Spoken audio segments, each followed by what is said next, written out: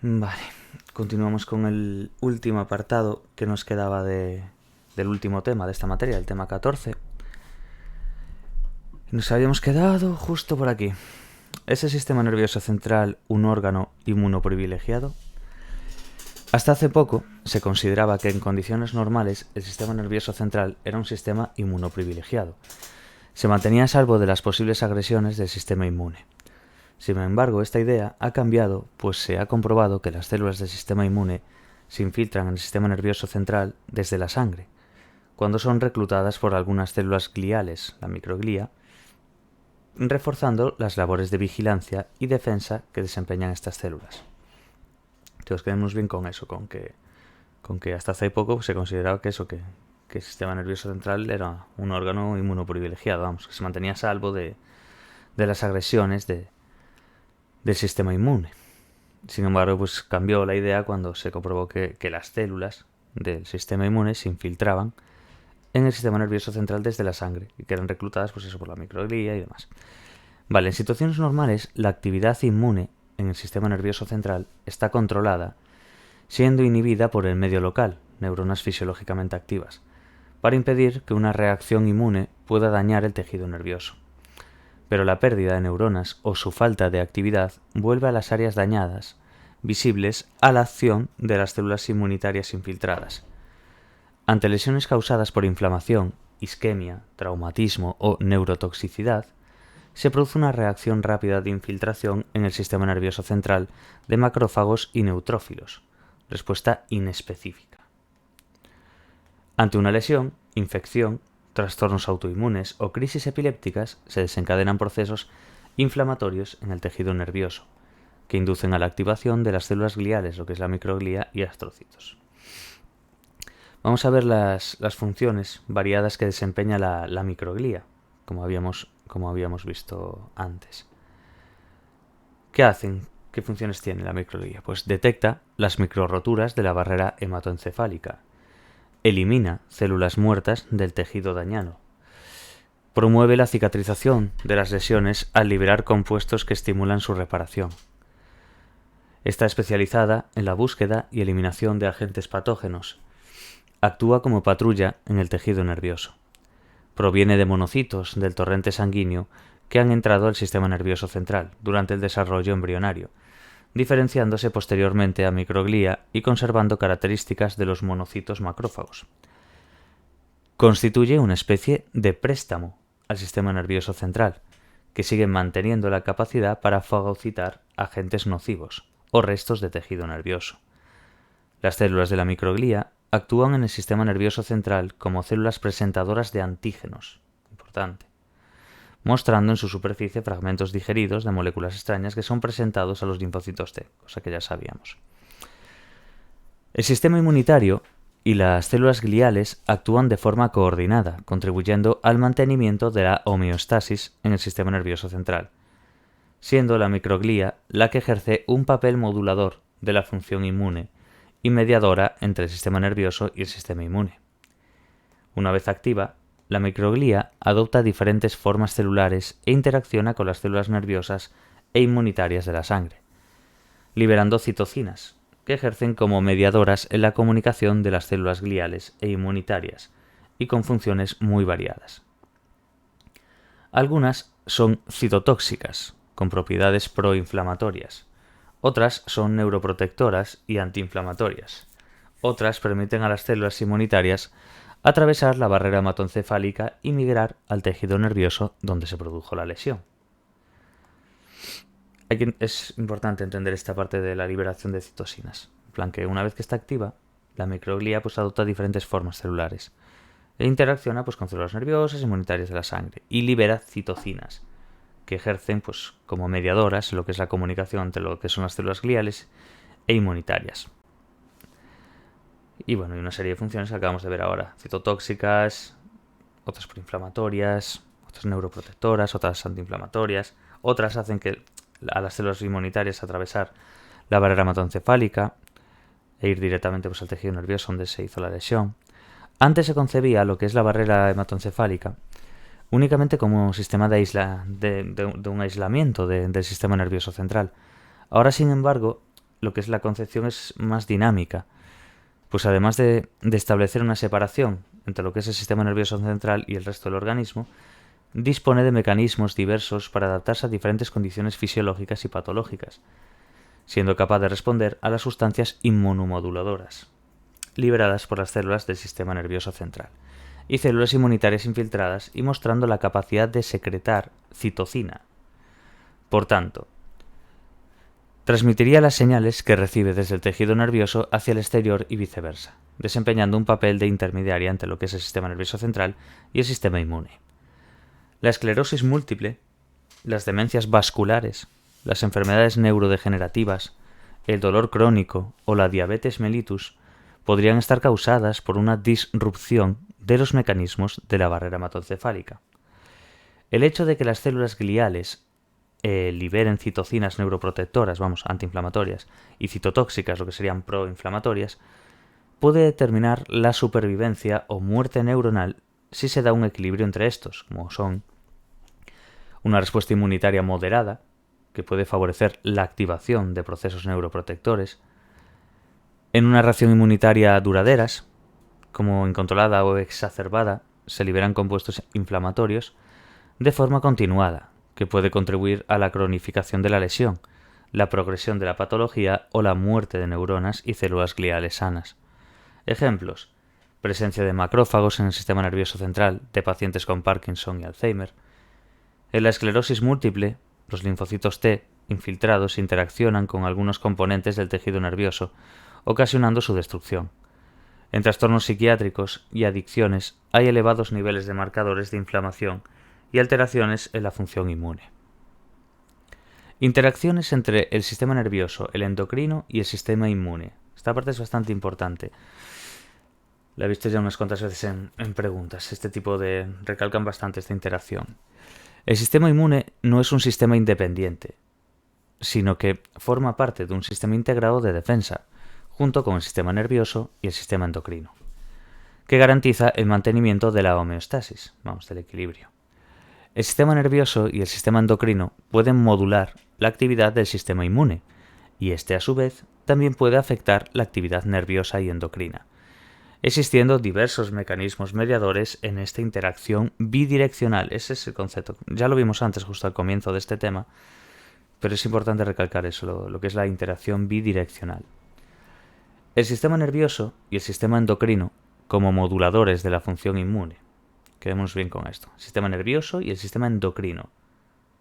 Tanto el nervioso como el endocrino, entendiéndolos como que están modulando la función del inmune. Es importante eso porque después se le da la vuelta a esto. Más adelante veréis como el sistema inmune como modulador de lo que es la actividad nerviosa y hormonal. Entonces vamos a ver ahora la parte en la que la parte nerviosa y hormonal actúa como un modulador en la función inmune. Y luego al revés. Entendiendo así la interacción bidireccional, quiero decir. Vale, el descubrimiento de que la lesión en diversas áreas del hipotálamo, en la amígdala y en el hipocampo modifica las respuestas del sistema inmune, sugirió una posible relación entre el sistema nervioso, el sistema endocrino y el inmune. Hoy se sabe que el sistema neuroendocrino es capaz de modular la actividad del sistema inmune mediante diversos mecanismos que implican la liberación de neurotransmisores, sistema nervioso, de hormonas, sistema endocrino y de neuropéptidos. Entonces, se ha descubierto la existencia de vías de comunicación entre el sistema nervioso y el sistema inmune. ¿Vale? Entonces vamos a ver esto. Lo que serían las vías de comunicación entre el sistema nervioso, este de aquí, y el inmune. Luego veremos en el endocrino y demás. Vale, dentro del sistema nervioso, pues mediadas por el sistema nervioso autónomo, que tendríamos fibras nerviosas simpáticas en los órganos linfoides. Muy importante, hay que saberse por lo menos esta entrada. Básicamente es eso, fibras nerviosas simpáticas en los órganos linfoides. Eso es lo que es mediada por el sistema nervioso autónomo. Lo que estamos viendo ahora es eso, vía de comunicación entre el sistema nervioso y el sistema inmune. Dentro del sistema nervioso sabemos que hay más. Está el sistema nervioso autónomo, luego vamos a mirar por el parasimpático y demás. Entonces, veamos eso. Mediada por el sistema nervioso autónomo, fibras nerviosas simpáticas en los órganos linfoides.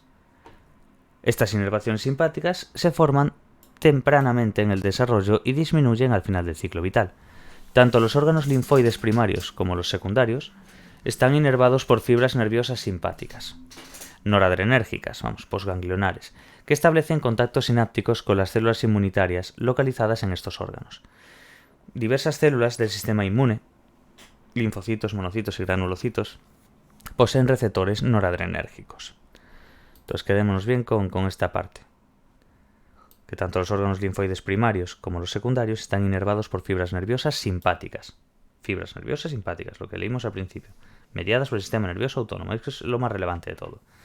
Hay que entender eso, noradrenérgicas, postganglionares. Luego, están mediadas por el sistema parasimpático. Como vimos antes, en esta parte de fibras nerviosas simpáticas, ahora, pues mediadas por el sistema nervioso parasimpático, está la vía antiinflamatoria colinérgica. Noradrenérgica arriba, colinérgica aquí. En ella está implicada el nervio vago, cuyas ramificaciones se distribuyen ampliamente por el interior del cuerpo, alcanzando una gran diversidad de órganos. Esta vía constituye un eficiente sistema para evitar que un descontrol de los procesos inflamatorios ponga en peligro la homeostasis y está formada por fibras aferentes, que es un 80%, que envían información al sistema nervioso central sobre el estado de los órganos internos, como ya sabemos lo que son las fibras aferentes. Y luego las fibras eferentes, que es un 20%, que liberan acetilcolina, la ACH, sobre sus órganos diana. La activación de estas fibras ejerce efectos antiinflamatorios. Y luego tenemos las células inmunitarias, que también presentan receptores colinérgicos, tanto muscarínicos y nicotínicos. Importante quedarse con esto. Mediada por el sistema parasimpático, vía antiinflamatoria colinérgica. Esto es de lo más relevante. Luego, pues hay que saberse, lógicamente, que está formada pues, por fibras aferentes, eferentes y por esos receptores colinérgicos, ¿vale? Entonces es esto un poco la idea. Reflejo inflamatorio. Las fibras aferentes vagales informan al sistema nervioso central. Bueno, lógicamente también, pues que lo que es el sistema parasimpático, esto de la vía antiinflamatoria colinérgica, hay que saber que está implicado pues, en el nervio vago. Ya lo dijimos, pero bueno, lo vuelvo a repetir por si acaso. Las fibras aferentes vagales informan al sistema nervioso central de los cambios internos que comprometan la homeostasis y el sistema nervioso central responde activando esta vía colinérgica antiinflamatoria. También están implicadas las estructuras encefálicas que controlan el eje hipotálamo-hipófisis adrenal y el sistema nervioso simpático. Entonces quedémonos bien con esta parte, ¿no? Sistema nervioso y lo que es la vía de comunicación entre el sistema nervioso y el sistema inmune.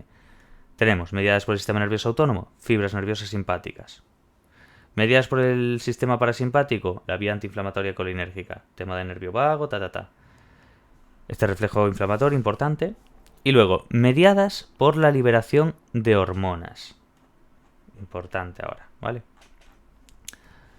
Numerosos trabajos han puesto de manifiesto la actividad inmunomoduladora de las hormonas, producidas por el sistema nervioso central, por el hipotálamo, y glándulas del sistema endocrino. Las neurohormonas y las hormonas liberadas por las diferentes glándulas llegan a través de la sangre a los tejidos y órganos del cuerpo, incluidos los tejidos linfoides.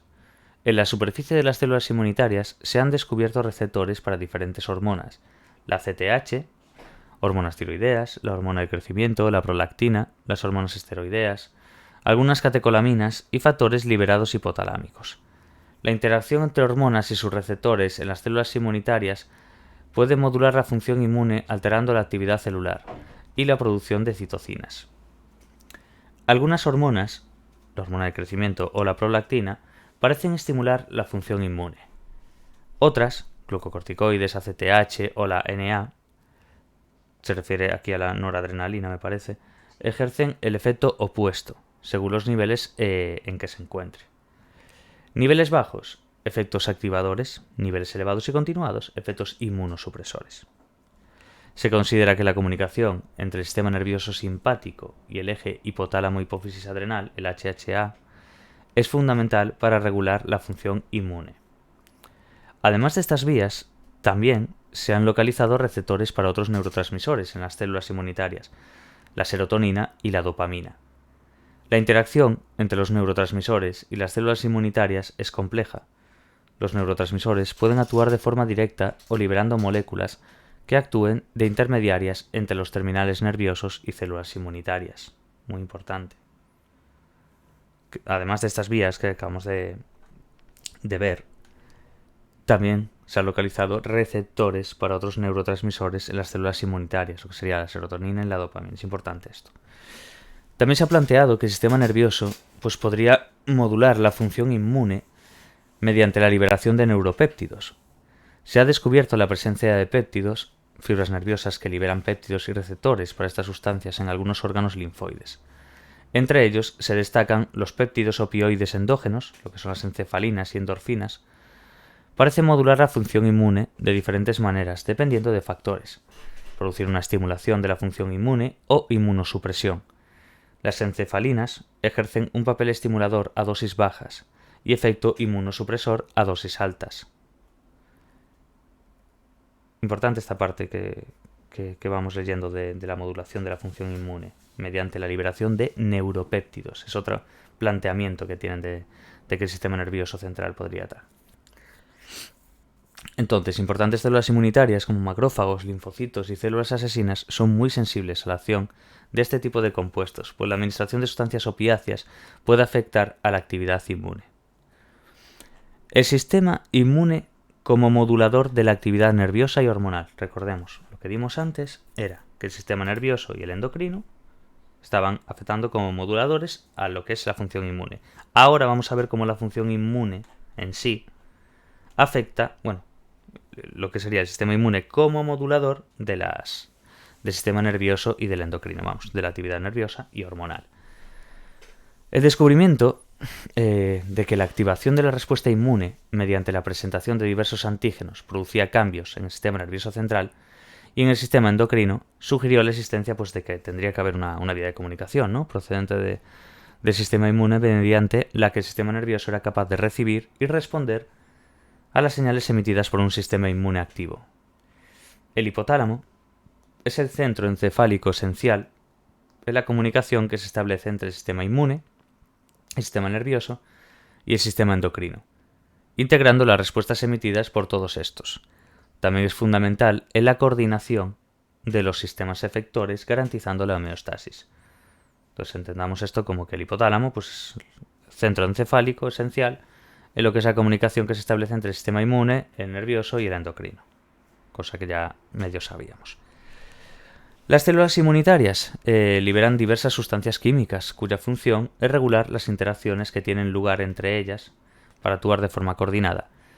Estas sustancias se denominan en función de su procedencia. Entendámoslo así: interleucina, si son liberadas por leucocitos; linfocinas, si son liberadas por linfocitos; monocinas, si son liberadas por monocitos macrófagos.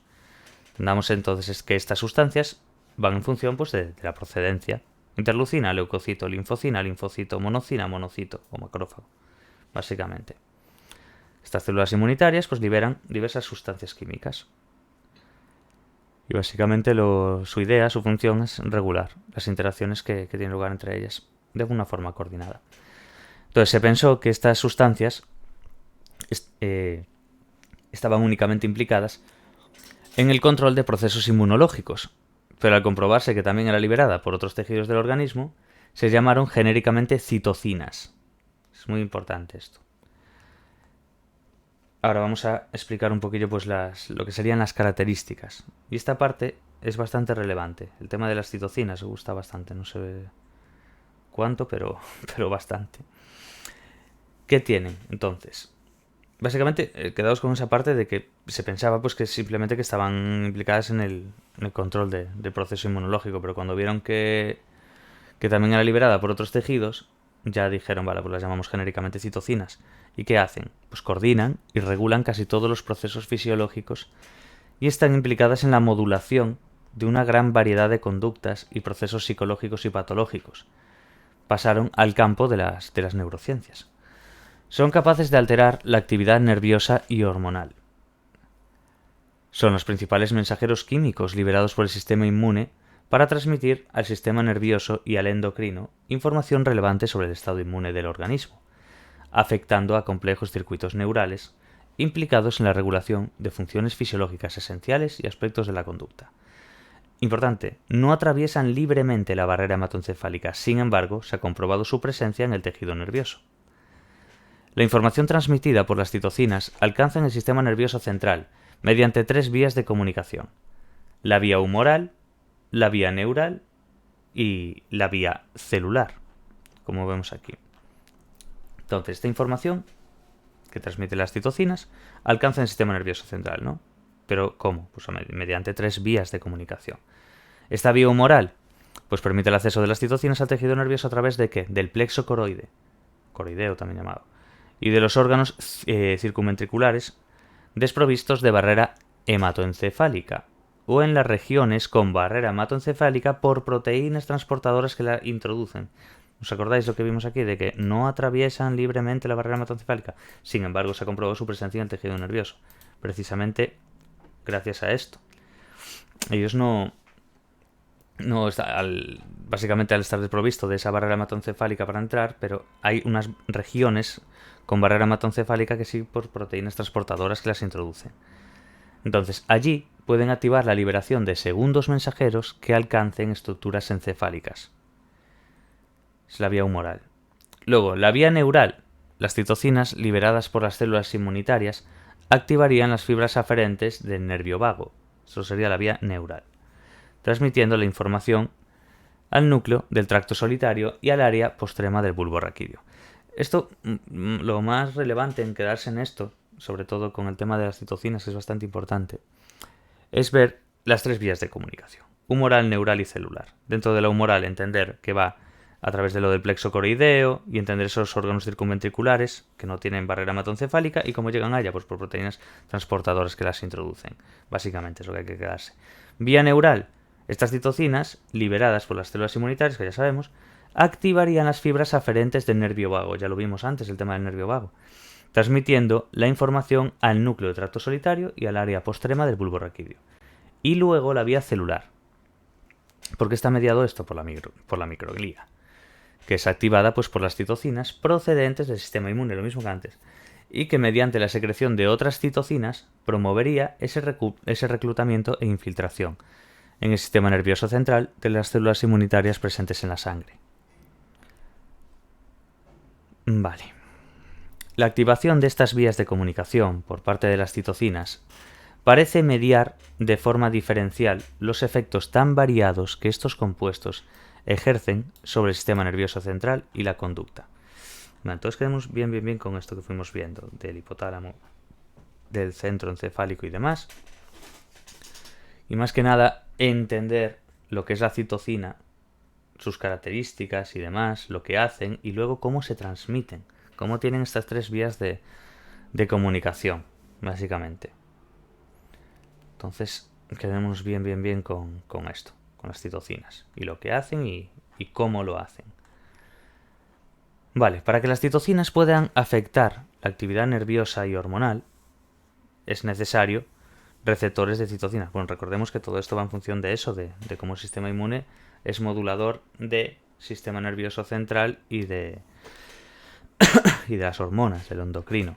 Estamos en esa parte. Sabemos que es bidireccional, pero estamos justo en esta última parte donde explicamos cómo las citocinas, del sistema inmune en este caso, afecta a la actividad nerviosa y a la hormonal. Pero para eso, ¿qué es necesario que haya? Pues receptores de citocinas tanto en el sistema nervioso como en el endocrino. Si no hay receptores de citocinas, esas citocinas van allí pero no tienen receptores, entonces no tiene sentido. Lo que es necesario es que haya receptores de citocinas tanto en el sistema nervioso como en el sistema endocrino. ¿Dónde se encuentran estos? Pues distribuidos en neuronas y en células gliales, así como en células secretoras de hormonas. A través de estos receptores, las citocinas son capaces de alterar los niveles de neurotransmisores y de hormonas, tanto a nivel central, en el hipotálamo, como por su acción en diversas glándulas. Estos compuestos ejercen un potente efecto sobre la actividad neuroendocrina y en la activación del HHA. Hipotálamo, hipófisis adrenal, simplemente, pero muchas veces digo simplemente las letras o las siglas de algo para no tener que estar repitiendo lo mismo todo el día y que acabéis locos. Vale, pueden afectar a sistemas de neurotransmisores, clave en la regulación de conductas diversas y se encuentran alterados en diversos trastornos psicopatológicos. Parece mucha información, pero ¿le encontráis sentido? Bien, si lo vais pensando y vais entendiendo cuál es su función y qué hacen y a dónde tienen que ir y demás. Entonces, sé que eso lleva un tiempo, esto tienes que leerlo unas cuantas veces, no es algo que es demasiada información. Pero se entiende bien. La cosa es que por lo menos al principio, mientras lo vayáis leyendo, vayáis entendiendo un poco, hacer como un esquema, aunque no sea muy a detalle. Y luego el repaso es lo que te da los detalles. Pero lo primero es construir un poco la base. Si no, pues claro, si lo empiezas por el tejado va todo para abajo. Vale.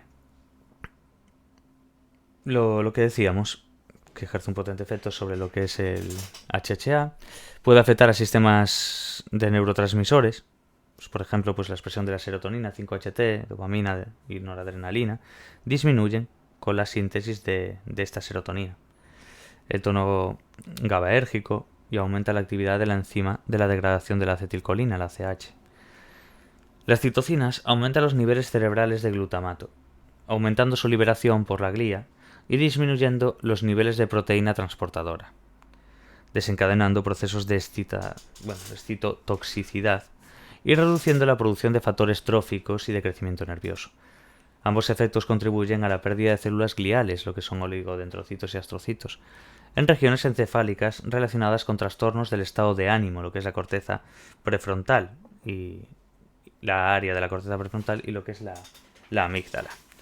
La activación del eje HHA podría constituir un mecanismo de control de la función inmune por parte del sistema nervioso, que disminuiría la excesiva activación si fuera dañina, dado que uno de los efectos comunes de las citocinas es la estimulación de este eje. El aumento de CRH, de ACHT y de corticosteroides, que producen un efecto inmunosupresor.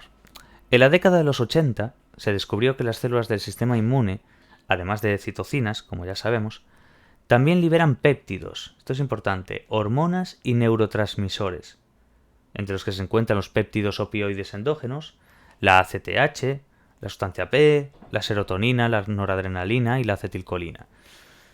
Todos estos compuestos pueden constituir otra vía de comunicación por la que el sistema inmune module la actividad del sistema nervioso central, sistema nervioso autónomo y sistema endocrino, utilizando el mismo lenguaje químico, y que se sumaría a la vía principal mediada por las citocinas. Un sorbito de agua. Ya nos queda la interacción entre lo que sería el sistema inmune y la conducta. Vimos esa bidireccionalidad entre cómo el sistema nervioso y el endocrino eran moduladores hacia el sistema inmune, y ahora vimos cómo el sistema inmune era modulador hacia el sistema nervioso y el endocrino. Y ahora, por último, esto es muy importante además, es la interacción entre lo que es el sistema inmune, que es lo que estamos dando en este tema básicamente, y la conducta. Esto es muy interesante además, el sistema inmune como modulador de la conducta.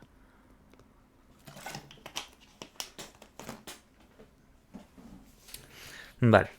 Los procesos conductuales son capaces de modificar la función inmune y viceversa. Las sustancias liberadas por el sistema inmune pueden modular aspectos de la conducta. El sistema inmune como modulador de la conducta.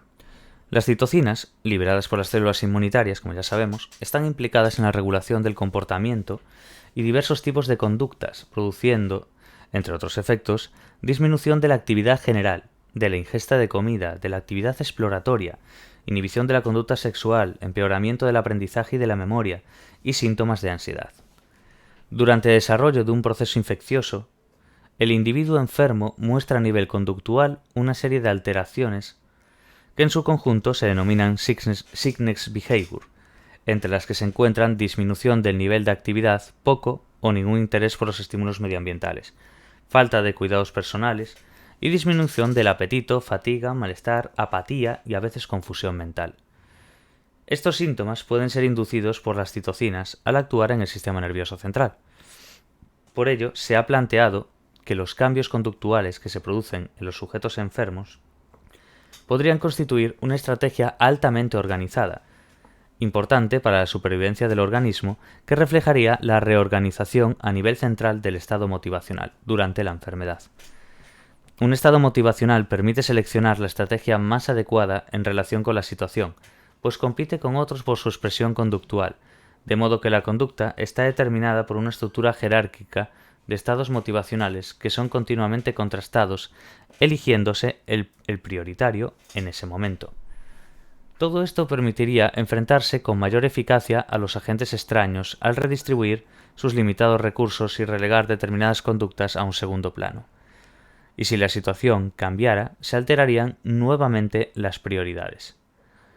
Este cambio de prioridades probablemente no podría producirse si la causa de los cambios conductuales del sujeto enfermo fueran debidos a un estado de debilitamiento general. Por tanto, durante la enfermedad, las citocinas actuarían como señales endógenas en el sistema nervioso central para activar los circuitos nerviosos implicados en la regulación de los componentes fisiológicos de la enfermedad, lo que sería fiebre, y subjetivos y conductuales.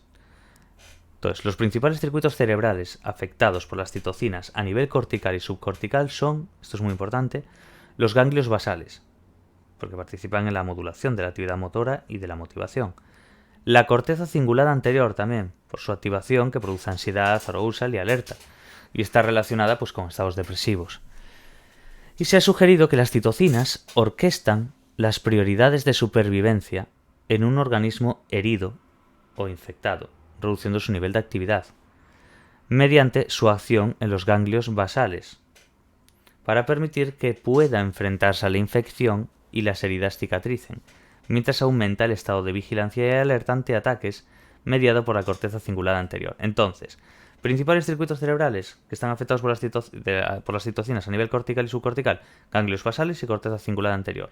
Y el tema de la prioridad de supervivencia en un organismo herido o infectado. La terapia con citocinas, muy importante esto, ha sido asociada con el desarrollo de desórdenes cognitivos y psiquiátricos. Desde empeoramiento de la atención y memoria a delirios o psicosis, también con síntomas como disforia, anedonia, fatiga, apatía y enlentecimiento de la actividad mental. Ejemplo, algunas de las citocinas que han demostrado inducir de forma rápida el desarrollo de síntomas depresivos son la interleucina, la IL-2, esto es muy importante, esto lo suelen preguntar también, factor de necrosis tumoral alfa, TNF-A, y el interferón alfa. El interferón alfa induce el desarrollo de dos síndromes conductuales. Esto es importante, quedaos por lo menos con esto, interleucina, el factor de necrosis tumoral alfa y el interferón alfa. Pues el de interferón alfa induce el desarrollo de síndromes conductuales. ¿Cuál? Síndrome neurodegenerativo, que se desarrolla rápidamente, pues sus síntomas, fatiga, anorexia, anergia, enlentecimiento motor y patrones alterados de sueño, no responden al tratamiento con fármacos. En este síndrome existe una disfunción en la actividad de los ganglios basales, relacionados pues, con alteraciones en el metabolismo de DEA. Entonces quedarse muy bien con esto.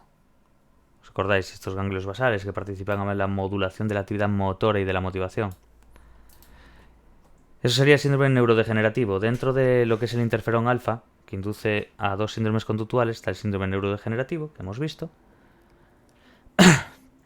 y el síndrome que afecta a las funciones cognitivas y el estado de ánimo, que aparece pues de forma más tardía. Quiero que se vea bien esa diferencia de lo que es uno rápidamente y el otro más tarde. El síndrome neurodegenerativo se desarrolla rápidamente y el síndrome que afecta a las funciones cognitivas y el estado de ánimo aparece pues de forma más tardía. Sus síntomas: humor depresivo, ansiedad, trastornos atencionales y de memoria, responden al tratamiento. En este síndrome existe pues una disfunción en el metabolismo del triptófano, 5-HT.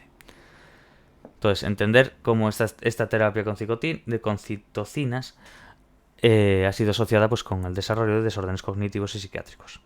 Acordaos bien de los ejemplos de interleucina 2, el desarrollo de síntomas depresivos, y de factor de necrosis tumoral alfa, y luego pues el de interferón alfa que hemos visto ahora de estos síndromes. Se ha demostrado que las citocinas afectan a diferentes aspectos de la conducta, al estado de ánimo, a las capacidades cognitivas, participan en diferentes fases del desarrollo embrionario y la plasticidad neuronal, por lo que su actividad no se limita a las situaciones en las que el sistema inmune ha sido activado. Por ejemplo, la interleucina 1, ¿ves? No confundir con esta que vimos antes. La 1 desempeña un papel clave en diferentes tipos de aprendizaje y los mecanismos de formación de memoria en el hipocampo. Los resultados han planteado que las citocinas podrían estar involucradas, al igual que neuropéptidos, hormonas y neurotransmisores, en la regulación de las funciones adaptativas del organismo, que sería integrada y coordinada a nivel central por el sistema límbico y el hipotálamo. Las citocinas pasan a formar parte del grupo de sustancias químicas del organismo que modulan el comportamiento. Muy importante eso. Vale, modulación conductual de la función inmune. La actividad del sistema inmune podría ser alterada por comportamientos condicionados. En estos trabajos se utilizó un antígeno, estímulo incondicionado, para desencadenar una respuesta inmune, que por el contrario no se producía cuando se presentaba un estímulo neutro, en vez del antígeno. La simple presentación del estímulo neutro era capaz de desencadenar una respuesta inmune, si ese estímulo era previamente asociado con el antígeno. Mediante el condicionamiento, LN, aquí, se convierte en estímulo condicionado, como podemos ver, y la respuesta obtenida en respuesta condicionada. Posteriores trabajos utilizaron estímulos neutros asociados a sustancias inmunosupresoras, logrando producir una reducción de la respuesta inmune ante la simple presentación del estímulo neutro, ahora condicionado, poniendo de manifiesto que los procesos inmunes podían ser estimulados o inhibidos mediante condicionamiento y planteando la posibilidad de utilizar el condicionamiento para el tratamiento de enfermedades causadas por disfunciones inmunológicas. En animales, la eficacia de inmunosupresión condicionada parece afectar especialmente a las respuestas de los linfocitos T, lo que sugiere que su posible utilidad en el ámbito clínico para inhibir la excesiva actividad del sistema inmune en los trasplantes de tejidos o enfermedades autoinmunes. Muy importante ahora esta parte que nos pone de en animales y en humanos, que también lo he visto. El tema de la inmunosupresión condicionada, quiero decir. Entender cómo en los animales, parece afectar especialmente a la respuesta de los linfocitos T. Y cómo podemos ver eso en la utilidad en el ámbito clínico, para inhibir la excesiva actividad del sistema inmune en los trasplantes de tejidos o enfermedades autoinmunes. Vale, en humanos, eso intuyo que será también, claro, los trasplantes con el tema del rechazo y demás. Si controlan eso, a lo mejor pueden mejorarlo, claro. En humanos, la utilización de la inmunosupresión condicionada en la práctica clínica ha demostrado ser eficaz, en algunos casos de esclerosis múltiple y lupus eritematoso, para mejorar los síntomas asociados a la enfermedad o para reducir la dosis de la medicación. Se ha sugerido también el uso de la inmunoestimulación condicionada en situaciones en que es necesaria una activación del sistema inmune, por ejemplo en infecciones o en cáncer. Aunque se desconocen las bases neurales y endocrinas del condicionamiento de las respuestas del sistema inmune, la inervación simpática, la capacidad de las células inmunitarias para recibir señales endocrinas y la capacidad del sistema nervioso para liberar citocinas, proporcionan mecanismos diversos por los que estos procesos de aprendizaje podrían tener lugar.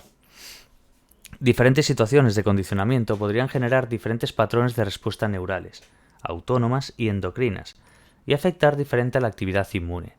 Esto complica su aplicación práctica en humanos. Algunas funciones, es importante entender esta parte de que complica su aplicación en la práctica humana. Algunas funciones fisiológicas del organismo que se encuentran bajo el control del sistema nervioso autónomo, como la presión arterial, la tasa cardíaca o la temperatura corporal, pueden ser reguladas por medio de técnicas con un enfoque conductual, meditación, hipnosis, técnicas de relajación y biofeedback. También las respuestas del sistema inmune pueden ser modificadas con estas técnicas, disminuyendo la actividad inmune. El hecho de que estas técnicas sean capaces de alterar la actividad nerviosa y hormonal nos brinda las posibles vías por las que también podrían afectar la función inmune. Las características de la conducta y de la personalidad de los individuos y los estados afectivos o emocionales pueden modular también el estado funcional del sistema inmune. Las características individuales negativas, por ejemplo, un estilo represivo, pesimismo, representaciones negativas de sí mismo, carencia de relaciones sociales, se asocian con alteraciones en las respuestas del sistema inmune y el bienestar psicológico, como pueden ser buenas relaciones de pareja, familiares y sociales. Ejerce un efecto protector en el desarrollo de enfermedades autoinmunes. Entender ahora la otra parte, como la característica de la conducta o de la personalidad, en los estados afectivos emocionales, cómo pueden modular ese estado del sistema inmune. Los factores psicológicos y sociales pueden desempeñar un papel en la progresión o remisión de algunas enfermedades como el cáncer. Se ha comprobado una mayor tasa de supervivencia en sujetos con melanoma maligno y mujeres con cáncer de mama que habían recibido psicoterapia o formación en técnicas de relajación, afrontamiento al estrés o apoyo psicosocial, encontrándose un aumento de la actividad inmune. Los sentimientos de indefensión, desesperanza, ansiedad, fatalismo o aceptación estoica han sido asociados con una progresión más rápida del cáncer. Diferentes factores psicológicos y sociales pueden afectar al estado emocional del individuo, en cuya regulación es importante el papel del sistema límbico. Es posible que estos factores puedan modular a través de las vías la función inmune y la susceptibilidad a las enfermedades. Un ejemplo son las respuestas del organismo al estrés. Los trastornos psicopatológicos desde la psiconeuroinmunología.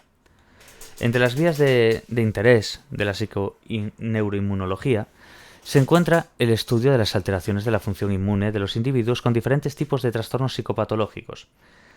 Por ejemplo, algunos pacientes con trastornos depresivos presentan una disminución en algunos parámetros de la función inmune, bajos niveles de linfocitos B y T, y reducción de la actividad de las células asesinas. Esta disminución es mayor con la presencia de trastornos de ansiedad, estrés, tabaco o alcohol. Un aumento de los marcadores de inflamación, con elevados niveles de citocinas, una activación del eje hipotalámico hipofisario adrenal y la consiguiente elevación de los niveles hormonales, destaca el CRH y el cortisol, que pueden ejercer efectos inmunosupresores. Esto explicaría el estado inmunosuprimido de pacientes depresivos y el aumento en ellos de la incidencia de enfermedades víricas y de tipo tumoral. En la esquizofrenia se ha encontrado una activación inmune, el aumento de actividades de las células asesinas y del número de linfocitos B y T colaboradores. Una de las hipótesis explicativas de la esquizofrenia plantea el origen autoinmune de este trastorno como consecuencia de una respuesta inmune desencadenada por una infección vírica y actuaría contra el tejido nervioso. Se basa en el hallazgo de que estos sujetos muestran una elevada presencia de anticuerpos que podrían estimular de forma excesiva los receptores cerebrales de dopamina. En ellos se han encontrado también niveles elevados de citocinas relacionados con trastornos autoinmunes. Los trastornos de ansiedad, el trastorno de estrés postraumático y el TOC, se ha encontrado la existencia de una desregulación del eje hipotalámico hipofisario adrenal relacionado con los niveles de cortisol y un desequilibrio en los niveles de citocinas. Las citocinas liberadas por las células de microglía podrían estar sobreexcitando los circuitos cerebrales encargados de la formación de hábitos. Se traduce en conductas repetitivas y compulsivas. Otra hipótesis sobre el TOC sugiere que podría originarse por una reacción inmune ante una infección que se convertiría en trastornos autoinmunes y desencadenaría los síntomas de ese trastorno. Las adicciones, diversas sustancias de abuso, cocaína, etc., producen importantes cambios en la función inmune. El alcohol afecta a la respuesta específica y la inespecífica. La abstinencia alcohólica produce una activación del eje hipotalámico hipofisario adrenal y una respuesta inflamatoria en el sistema nervioso central. Los psicoestimulantes, como puede ser la cocaína o las anfetaminas, afectan a la inmunidad adquirida e innata, activando la microglía, alterando los niveles de citocinas y los mecanismos de protección. Los opiáceos, como pueden ser la morfina o la heroína, afectan a la función inmune y provoca activación microglial. Los sujetos adictos presentan una alta prevalencia de infecciones y cáncer, achacado a una alterada función inmune. Presentan además una alta comorbilidad con trastornos psiquiátricos, lógicamente. Estos trastornos se han estudiado en relación con posibles alteraciones en diversos sistemas de neurotransmisores, péptidos y hormona. Pero también se presenta afección de la función inmune con niveles alterados de citocinas. Este planteamiento ha llevado a pensar que quizás los trastornos de la función inmune podrían ser los factores causales de algunos trastornos psicopatológicos, aunque todavía no hay datos concluyentes acerca de qué surge. En primer lugar, las alteraciones de la función inmune empiezan a ser consideradas como un síntoma más del trastorno. El conocimiento de vías de comunicación entre el sistema neuroendocrino y el inmune ha planteado estrategias terapéuticas que proponen el uso de fármacos antiinflamatorios para el tratamiento de procesos adictivos o trastornos psiquiátricos. Respuestas del organismo ante el estrés. Diversos estudios sugirieron que las condiciones psicológicas conductuales en que se encuentra el individuo podrían modular la función inmune. Es famoso el estudio de Kiecolt-Glaser, en el que se comprobó una mayor susceptibilidad a las infecciones en estudiantes en época de exámenes, sobre todo los que vivían la situación como estresante. Algunas de las situaciones a las que se enfrenta el ser humano no constituyen realmente situaciones de amenaza o peligro. Somos nosotros quienes las consideramos como tales, y en consecuencia se desencadenan las mismas respuestas que si realmente lo fueran. Básicamente es nuestra percepción lo que quiere decir. Además, una misma situación pues es estresante para uno y no para otro, por lo que el factor determinante es la apreciación que el sujeto hace de esa situación y no la situación en sí misma. Una gran variedad de acontecimientos psicosociales son percibidos como estresantes por el organismo y pueden producir alteraciones en la función inmune. En situaciones de estrés intenso y prolongado, se produce inmunosupresión y estos efectos afectan a la respuesta específica y a la inespecífica. En situaciones de estrés, los individuos parecen más susceptibles a diversas enfermedades, infecciones o cáncer, por lo que las experiencias vitales estresantes afectan al estado de salud. En las situaciones de estrés se produce una activación del eje hipotalámico hipofisario adrenal, con la consiguiente elevación de los niveles de hormonas, CRH, ACTH y glucocorticoides, así como una activación del sistema nervioso simpático que libera catecolaminas. La activación del eje parece constituir un mecanismo de regulación del sistema inmune por parte del sistema nervioso para evitar una excesiva activación del sistema inmune que podría poner en peligro la homeostasis, lógicamente. Si en las situaciones de estrés la activación es intensa y prolongada, la liberación continuada de hormonas puede llegar a producir un estado inmunosuprimido. Los glucocorticoides son uno de los principales mecanismos mediadores de la inmunosupresión producida por estrés. Importante también, como pregunta. Esta pequeña parte que nos dice aquí, que los glucocorticoides son uno de los principales mecanismos mediadores de la inmunosupresión producida por estrés y las catecolaminas liberadas por la médula adrenal. Esta parte, importante. A ver, todo es importante, como ya sabéis, pero bueno, detallitos. No todos los parámetros presentan inmunosupresión, otros muestran inmunoactivación. En estas situaciones se está produciendo un desequilibrio entre las diferentes respuestas del sistema inmune. Por ejemplo, preferente activación de la inmunidad humoral relacionada con un mayor número de alergias, como podéis ver ahí. Esta parte de preferente activación de la inmunidad humoral, que está relacionada con un mayor número de alergias, ¿verdad? También se han relacionado las situaciones de estrés con una mayor progresión del cáncer, y en esta relación parece desempeñar un importante papel la activación simpática. Una excesiva estimulación del sistema nervioso simpático inhibe algunas respuestas del sistema inmune para hacer frente a las células cancerosas. Además, la activación simpática facilita el crecimiento y colonización de otros tejidos corporales en estadios tempranos del tumor, inhibiendo los procesos de reparación del ADN y movilizando glucosa y otros recursos que benefician a las células cancerosas. Aunque los estudios en humanos son escasos, la progresión de diferentes tipos de cáncer es menor en pacientes que reciben fármacos antagonistas adrenérgicos. Importante. Las situaciones de estrés no solo desencadenan alteraciones de la actividad nerviosa, hormonal e inmune, también afectan otros sistemas orgánicos como el sistema cardiovascular, digestivo y reproductor. La relación del estrés con enfermedades cardiovasculares, por ejemplo la arteriosclerosis, la acumulación de grasa en las arterias, tienen origen inflamatorio y en el que participan citocinas proinflamatorias que actúan sobre la pared vascular. Este efecto inflamatorio es potenciado por el estrés físico y psicológico o un estado depresivo. Existe un amplio consenso en considerar al estrés como un potente factor de riesgo para el desarrollo de trastornos en los que están involucrados patrones alterados de citocinas, trastornos psiquiátricos, enfermedades cardiovasculares o cáncer. entender ese estrés como un potente factor de riesgo. En las situaciones de estrés también se libera otros compuestos, la prolactina. Su papel es restablecer la inmunosupresión producida por las otras hormonas liberadas en este tipo de condiciones. Importante, como en situaciones de estrés también se liberan otros compuestos, no solamente lo que hemos visto, sino también la prolactina, que su papel es restablecer esa inmunosupresión producida por hormonas liberadas en este tipo de condiciones. Restablecer, la inmunosupresión.